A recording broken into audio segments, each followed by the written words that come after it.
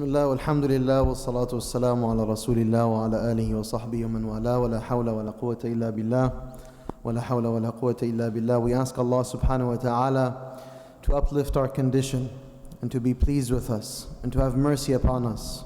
We ask Allah subhanahu wa ta'ala to allow His tranquility to descend upon us. These are gatherings that the Prophet ﷺ has told us that when the believers come together to remember Allah subhanahu wa ta'ala, then Allah subhanahu wa ta'ala allows for mercy to envelop them and tranquility to descend upon them and for the angels to surround them. Right now there are angels surrounding us in this beautiful space, this house of Allah subhanahu wa ta'ala. And one of the greatest gifts that we receive from being in gatherings like these is that Allah subhanahu wa ta'ala mentions us in His close company. That in the celestial realm, Allah subhanahu wa ta'ala, He tells the angels, look at my servants as they sit down and they remember me. And so on this day, we are in a truly blessed moment as we are able to sit together in the house of Allah subhanahu wa ta'ala and to be remembered by Allah. So may Allah make us amongst those who always are present in these gatherings. And may Allah make these gatherings easy for us to attend. All throughout the week there's always going to be something that may inhibit us or stop us from coming for some reason. But these are blessed moments, and so may Allah always facilitate for us the pathways to coming to His house. Allahumma ameen ya Rabbil Alameen. So, as you know, and for those of you who attended my khutbah today, we're living in a very, let's just call it shocking moment. And this moment has really descended upon us in a very particular way, and that has really shocked the system of our country. And so it is important that as Muslims, we really come together and we spend time with one another, so that we can begin to make sense of what's happening. We can find a soothing space to share our thoughts and our feelings, our worries, our concerns, and to begin to consider how to move forward.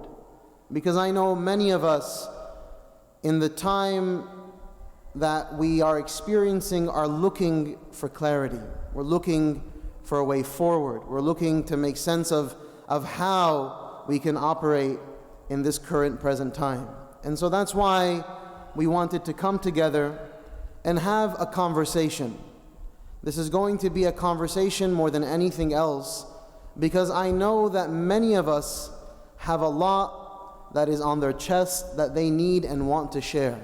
So we want to give space for that to happen. I will obviously be engaged in the conversation, but I really want to encourage each and every single one of you to be open and to share from the bottom of your heart how you're feeling, what you're thinking about, what your concerns are, and what your thoughts are about moving forward. And everything is fair game. But I want to mention one very key point. Everyone here has their own perspective, and everyone here is in their own place. There are people who are on one side and people on the other, and people are feeling certain ways and people are feeling other ways. Don't force your feelings or your thoughts or your ideas or your perspectives onto anyone. As you're sharing your perspectives, share it as your own, as where you are and how you're thinking. Because I do believe that when we collectively bring our voices together, then that's when power is produced, and that's when upliftment is created. And so inshallah, when we're sharing, I want us to share with that spirit that I'm sharing what's in my heart, and I may be wrong, I may be right, but I just want to share with what I have, and let's not be judgmental, and let's also not pontificate. Share what you have, and bi'idhnillahi ta'ala, we'll leave it at that.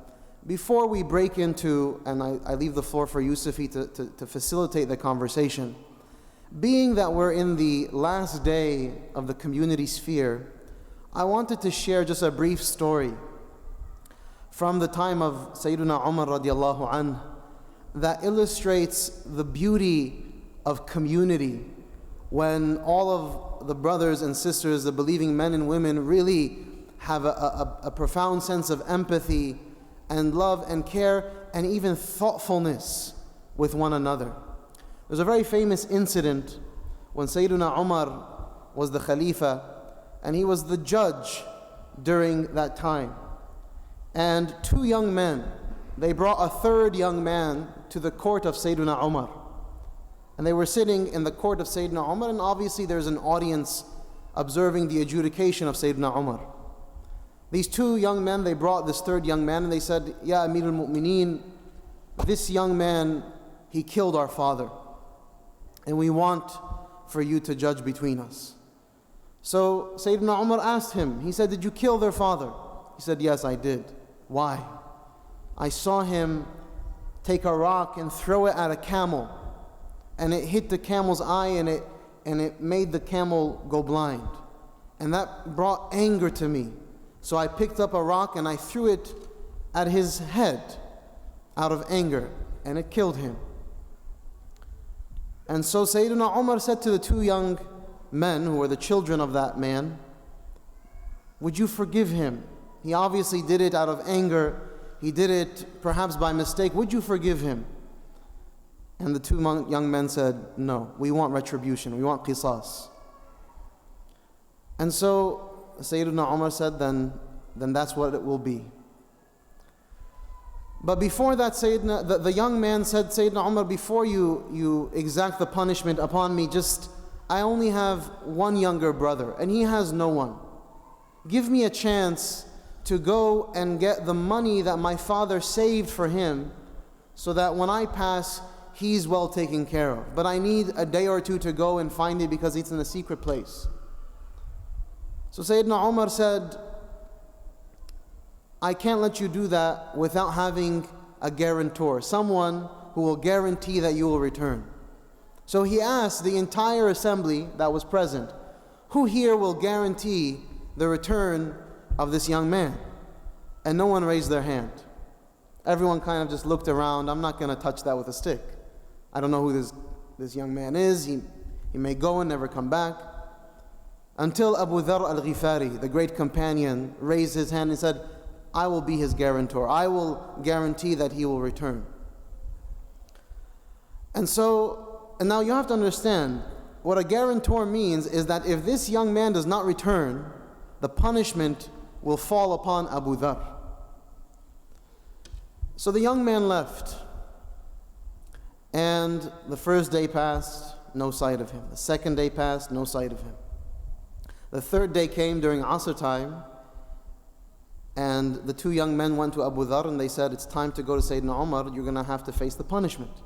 So he said, fine, but we have to wait until Maghrib time because that's when the day ends. So they went to the court of Sayyidina Umar. And they stood in front of Sayyidina Umar, and they waited, and then right before Maghrib, this young man comes walking in. And everyone was really astonished and shocked. And even Sayyidina Umar was shocked to see that the young man returned. So he asked him, he said, why did you come back? He said, I came back because Sayyidina Umar said to him, I didn't send any police to look for you. I didn't send a guard with you. You were left to go by yourself. And the assumption was he wouldn't come back because he would just flee. But he said, I came back, Ya Amir al-Mu'mineen, because I didn't ever want it to be said that a follower of Muhammad sallallahu alayhi wasallam gave his word and didn't live up to that word. And so Sayyidina Umar was pleased. And then he asked Abu Dharr, he said, why did you guarantee him? You don't even know him. Why did you choose to stand up to be his guarantor? He said, because I didn't want it that a follower of Muhammad sallallahu alayhi wasallam was looking for help from another Muslim and no one stood up to help him. So I chose to stand up and help him. And so the two young men are observing this. And they say, Amir al-Mu'mineen, we want to change our decision. And we want to forgive this man, this young man. So he said, why?